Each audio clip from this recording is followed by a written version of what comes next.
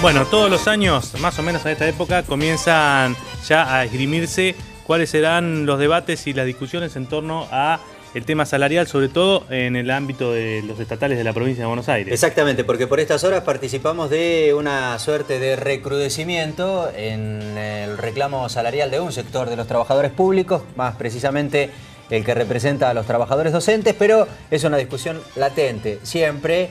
Y por supuesto que representa a todos los trabajadores de la provincia de Buenos Aires. Nosotros queremos hablar con un representante de los trabajadores, de esos que uno tiene la sensación de que cuando hay algún arreglo salarial, más o menos como que se encamina la marcha, por lo menos en términos del trabajo de la administración pública, particularmente por el nivel de adhesión que tiene en términos de la representatividad. Exactamente, sí, y además porque en estas últimas horas también se conoció la posibilidad de que el gobierno estudia esto de pagar un eventual aumento el año que viene en forma escalonada. Hemos invitado a Carlos Quintana, secretario general de UPCN y de la CGT Regional La Plata, Barizo y Ensenada, para charlar sobre estos temas con nosotros. ¿Cómo le va, Quintana? Buenas noches. Buenas noches. Bueno, arranquemos, digamos, ¿cómo vio la situación de los trabajadores en el ámbito de la provincia de Buenos Aires en este año? Digamos, se lo pregunto en función de que fueron complicadas las negociaciones salariales de arranque y que después, sobre todo algunos sectores, insistieron con la posibilidad de reabrir la discusión salarial durante el año. Mira, en principio, cuando hubo la oferta del Poder Ejecutivo, es decir, obviamente que la cancha la marca el Gobierno Nacional, digamos, a partir de la paritaria docente, digamos, ya está marcando el techo, por dar una definición. Nosotros creo que cerramos bien, cerramos con un 23%, es decir, pero a cerrar en julio. Digo yo, ¿por qué? Porque los empleados públicos nacionales cierran en junio la paritaria. Entonces, si hay alguna diferencia entre los trabajadores públicos nacionales con los provinciales, íbamos a reabrir la paritaria. ¿Y en términos comparativos cómo quedaron? No, quedamos ahí, no hubo diferencia, digamos. Si tenemos que medirla por unos puntos, una centésima más arriba quedó la provincia, digamos, pero obviamente estamos hablando de un punto de partida distinto, digamos, claro. ¿no? Es decir, que no olvidemos... Esa mejora la empiezan a cobrar antes, lo cual le da... Sí, todo es un año, digamos, sí. Marzo a marzo, junio a junio, siempre la paritaria es un año. Digo, el tema es que en muchos casos se dieron disparidades años anteriores entre lo que cerraba Nación y lo que cerraba provincia. Claro. Entonces, tratábamos de que se mantuviera una ecuación, claro, entre provincia y en términos de comparativos, la provincia, el trabajador estatal de la provincia de Buenos Aires, ¿cómo está con relación al de Capital Federal o al de otras jurisdicciones? Son dos relaciones totalmente distintas. Es decir, en la década de los 90, la Nación se quedó nada más con organismos, digamos, que podemos decir de control, no tiene un servicio de prestación a la comunidad. Es decir, sí, por ejemplo, los hospitales, por ejemplo, la educación. Hospitales, educación, Ministerio de Trabajo, todo pasó a provincia. Entonces, todos los servicios los tenemos en provincia. Entonces, obviamente que, es decir, la diferencia ya que son niveles gerenciales y son otro tipo de nivel de empleado público. Digamos, entonces, la diferencia también es significativa en relación al salario. Ahora, ¿no? Carlos, ¿habrá que modificar en algún momento, en función de las variables económicas, esto de negociar los plazos anuales? Se lo pregunto porque cada tanto se reflota la discusión en relación al nivel de inflación, a cómo aumentan los precios durante el año y demás. ¿O eso se puede, en la mesa de negociación original, tener en cuenta para, bueno, negociar la pauta en función de lo que puede ocurrir? Es que es difícil en el Estado, digamos, ¿por qué? Porque vos en lo privado tenés una libertad que es la libertad de que el patrón de la empresa, es decir, aumenta un 5, un 8, un 10% el producto final y negocia con el sector laboral sin ningún tipo de tiempos. Digamos, acá es presupuestario, es decir, el presupuesto es anualizado. Por lo tanto que cuando se discute la paritaria se termina con una definición que nunca está escrita en la ley de presupuesto, pero evidentemente que al momento de votar el presupuesto hay un cálculo estimativo del aumento salarial. Claro. Digamos, las partidas presupuestarias asignadas a cada ministerio tienen un aumento de 20, 22, 23 o 25%, y eso es lo que uno entiende que es lo que se va a discutir al año siguiente. Digamos, y obviamente que decir, cuando uno cierra una paritaria anual, digamos, siempre corre después detrás de la inflación. Digamos, obviamente que nos viene pasando, es decir, con un recupero constante que hemos tenido, y esto lo tenemos que reconocer, digamos, este último año, es decir, con el cierre que fue bueno, un 23%, a los términos de inflacionarios que dan distintas versiones, digo, ¿no? Pero todos rondan entre 27 y 29%. Claro. Entonces, evidentemente... Quedaron un poquito rezagados. Quedamos un poquito rezagados. Entonces, esto es lo que hoy aparece como una posibilidad de hacerlo en 3 veces. Digamos, en tanto y en cuanto vos te cierre el monto anualizado de lo que es tu aumento salarial, digamos, podrás recibir menos el primer trimestre, más el segundo y después el tercero. Ahora, Carlos, ¿cómo sería, digamos? Porque, a ver, pueden ocurrir 2 escenarios, me parece a mí. No sé si hubo mayor precisión en relación a esto que trascendió. Puede que se acuerden al principio del año una suba salarial y se vaya ejecutando esa suba salarial en términos porcentuales a lo largo del año, o se discuta cada 2 o 3 meses el aumento salarial. Si vos me decís cuál es lo que nos conviene, es eso, discutir cada 3 meses. Reabrirlo cada 3 o 4 meses. Claro, porque vos podés ir actualizando, es decir, con relación a cómo venga el desarrollo de nuestro país en relación al tema inflacionario. Es decir, evidentemente todos estamos con la esperanza de que tengamos un año donde se reactive todo el aparato productivo, digamos, y podamos entrar en un sistema de crecimiento del Producto Bruto Interno que permita otro tipo de realidad, ¿no? Es decir, hoy por hoy, es decir, algo que nos ocurre en todos los sectores, y acá no se trata de quién representa a quién, digamos. En la realidad, en el reclamo y en la presencia de la discusión, todos estamos contestes de que hay 2 temas que son básicos. Digamos, el impuesto a la ganancia, digamos, que es la que genera una suerte de situación difícil, porque cada vez alcanza a mayor cantidad de trabajadores, claro, digamos, y la pérdida de la asignación familiar por hijo. Claro. Digamos, que en realidad, digamos... Los topes a las asignaciones familiares también. Pero los topes que en el último decreto tiene graves errores. Digamos, el artículo 1 dice que serán acreedores a este beneficio todos aquellos grupos familiares que vayan de 200 a 14.000 pesos. Y en el segundo artículo dice que serán acreedores a este beneficio, es decir, en tanto y en cuanto alguno de los grupos familiares no supere los 7.000. Entonces, ¿cuál es el tope? ¿7 o 14? Claro, es decir, hay como una... Sí, porque lo que hace, a diferencia de lo anterior, es una sumatoria del ingreso del quien integra el matrimonio, digamos. Exactamente. Exacto. Pero puede ocurrir que alguien cobre... 7.010 pesos ya... 7.010 pesos y queda afuera. Sí, exactamente. Sí, exactamente. Entonces, uno entiende que eso más que un error parece que fue deliberado, digamos, Quintana. Yo no sé, no pretendo que usted lo diga, pero da toda la sensación porque es muy evidente. Lo que entiendo es que, es decir, lo que se tomó como una mejora al reparto de la asignación familiar por hijo, es decir, tuvo un efecto contrario. Es decir, cuento un detalle, digo, para que tengamos un ejemplo. Nosotros en IOMA venimos con una bonificación de un monto determinado que surge de los afiliados voluntarios.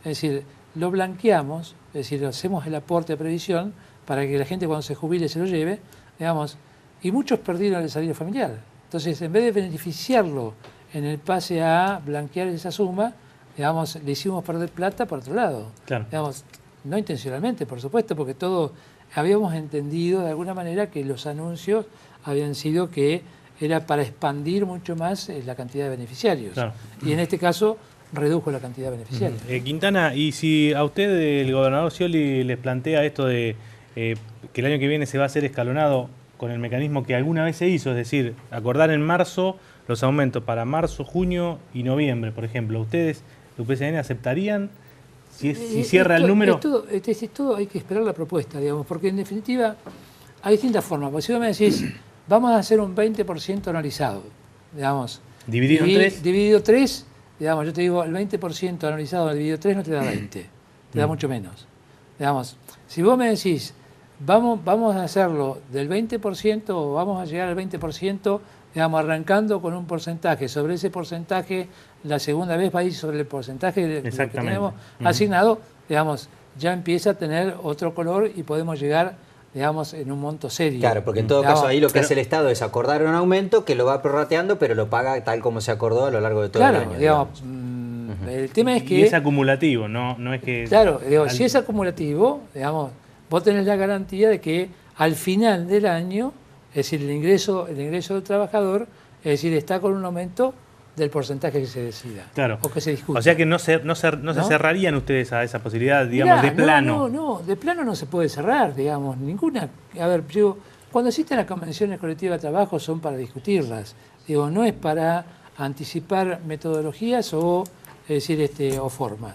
Todos tenemos una realidad que sabemos perfectamente la situación por la que se atraviesa a nivel nacional y a nivel provincial, ¿no? Es decir, bueno, a nivel provincial sabemos que hay un déficit importante, a nivel nacional, según las cifras que se dieron la semana pasada, hay un déficit de 75.000 millones de pesos. Es decir, evidentemente todo esto tiene que ver, digamos, con un año difícil, digamos, si no hay reactivación productiva. Es decir, nosotros en junio nos juntamos todos los sectores, como decíamos anteriormente, cuando son causas comunes a los trabajadores no nos ponemos a defender banderas, sino nos ponemos a defender a los trabajadores. Hicimos un encuentro con todos los sectores productivos de la región, digamos, y le llevamos al gobernador las necesidades propias que tenemos. Digamos, en realidad, es decir, uno vio cómo rápidamente en la región, es decir, cayó la construcción. Es decir, cuando cae la construcción, ¿qué cae? Y caen 65 gremios. No es la construcción. No son los trabajadores constructores. Además cae la actividad económica en la provincia de Buenos Aires y la provincia recauda menos. Yo le quería hacer una pregunta exactamente relacionada justamente a su condición de sindicalista, en este caso representante de los trabajadores estatales en la provincia de Buenos Aires, que ya lleva unos varios años sentado en la mesa de negociación salarial. ¿Cómo ve usted la solidez financiera de la provincia de Buenos Aires en términos estructurales? Porque cada tanto desde el Ejecutivo se dice, bueno, la verdad es que si no es inviable, por lo menos es bastante complicada gobernar la provincia así. Mirá, en principio creo que yo sigo insistiendo con esto, y aunque algunos digan que yo quiero echar gente de la administración. Digo, creo que hay que cerrar la puerta de ingreso a la administración, porque si no pasa a ser un fondo de desempleo. Entonces, es decir, si uno mide, digamos, año a año la cantidad de ingresos que tenemos en la administración, con el crecimiento de densidad poblacional hay una ecuación que no cierra. Entonces, evidentemente... Pero estuvo 10 años prácticamente cerrada también, es cierto. No, eso es mentira. ¿Es mentira? No. Si hubiera sido así, a ver... o sea, hay muchos trabajadores públicos, digamos. Para graficarlo.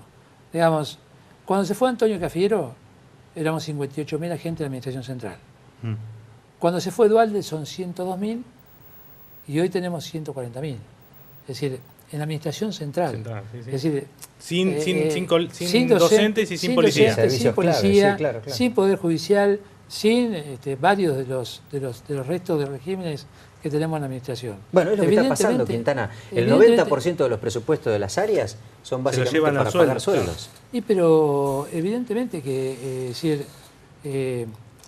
hay un atraso en todo lo que es modernización del Estado. Ahora, ¿el único que la entiende es usted, Quintana, eso? ¿Nadie se le ocurrió hacerlo? A ver, yo opino con relación a lo que vos dijiste recién. Yo soy tipo de experiencia en la administración y veo las necesidades que deberían llevarse adelante. Digo, obviamente que uno opina, pero no gobierna. Claro, usted considera que, digamos, este esquema, este diagrama que se arma en la administración pública provincial, lo que hace es expandir la cantidad de empleados, pero con menores posibilidades, digamos, económicas, es decir, hay cada vez más que ganan menos. La torta es la misma.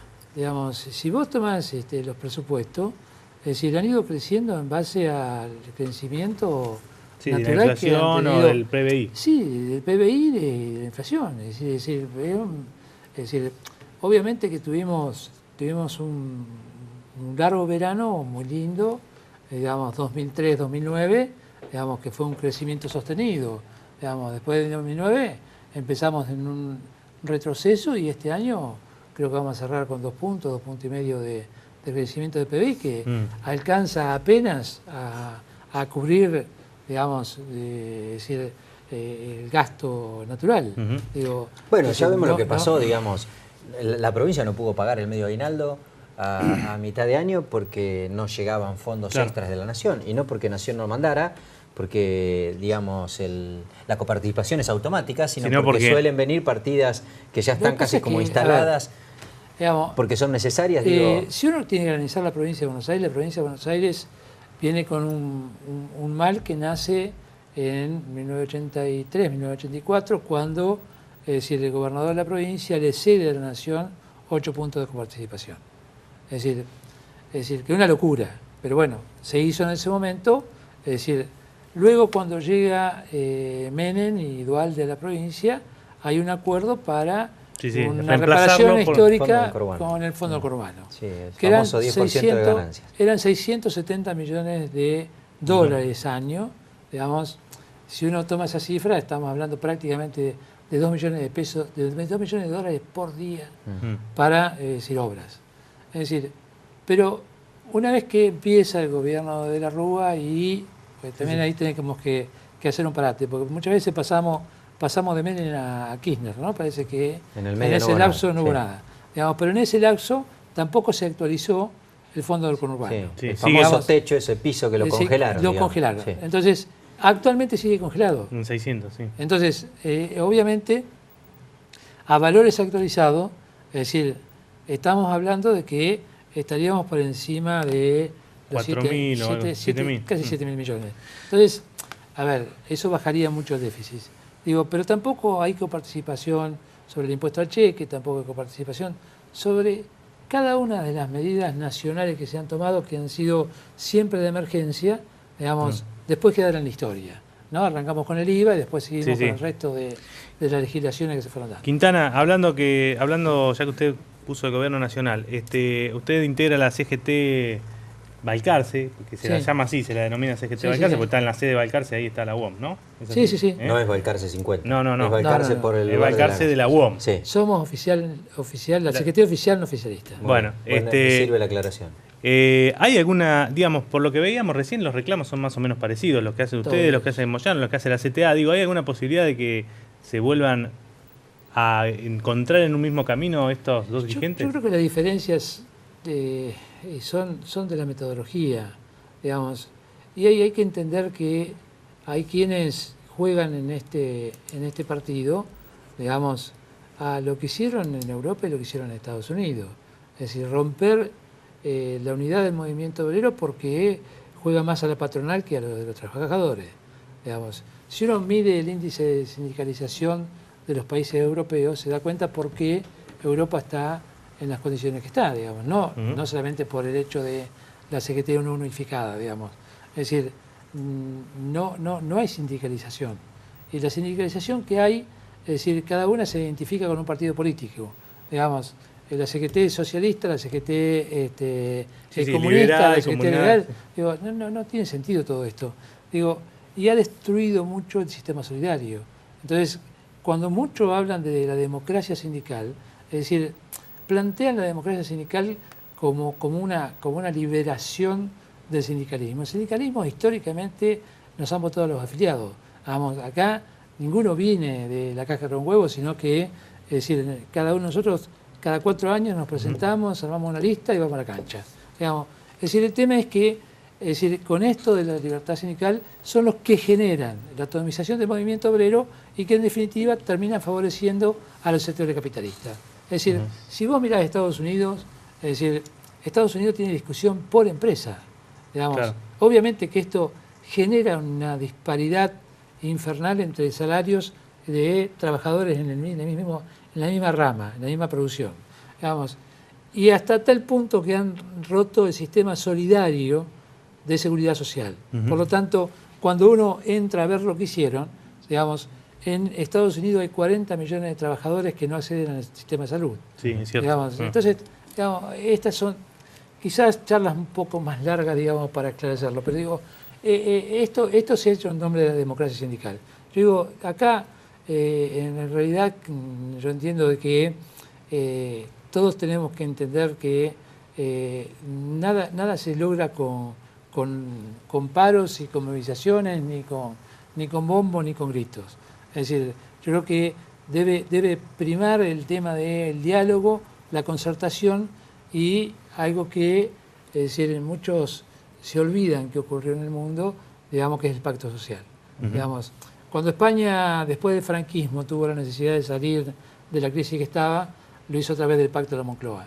Es decir, y cuando llegó Felipillo González, tuvo que dejar su socialismo en la puerta del pacto de la Moncloa, digo, y entrar a gobernar con lo que estaba acordado en el pacto, digamos. Y la Argentina creo que necesita, más allá de tener una conducción política, digamos, con nuestro sistema de presidencial y con todo lo que tenemos por historia, es decir, en instancias como esta creo que es necesario un pacto social serio, cierto, con los sectores empresarios, porque evidentemente no se justifica en muchos casos, digamos, los aumentos que tenemos en los productos, digamos, por la suma del consumo. Exacto. Acá los que producen, en vez de tecnificar y modernizar su producción, quieren apropiar de la digamos, renta. Aumentan muchos dicen, en vez de aumentar la producción, digamos, aumentan el precio del producto. Entonces, lo que perdemos siempre somos nosotros. Quintana, gracias. Es una picardía tenerlo a Quintana, lo vamos a invitar para otra oportunidad, haber hablado de política, porque, por ejemplo, ¿va a ser candidato otra vez a legislador? ¿Usted ha sido legislador en la...? Yo he sido legislador, digamos. Yo desde que estoy en La Plata, cada vez que hay alguien que tiene mínima intención de ser intendente de La Plata, o por lo menos de alguna... enseguida le preguntan, entre otras cosas, ¿lo tenés a Quintana? ¿Quintana está con vos o no? Digamos. Es decir, en realidad uno no siempre tiene la intención de participar en política, es decir, pero con un objetivo principal. Si no le mejoramos la calidad de vida a la gente, no tiene sentido la política. Gracias, Quintana. Gracias a ustedes. Carlos Quintana, el hombre fuerte de UPCN y además de la CGT regional La Plata, Berizo y Ensenada. Seguimos.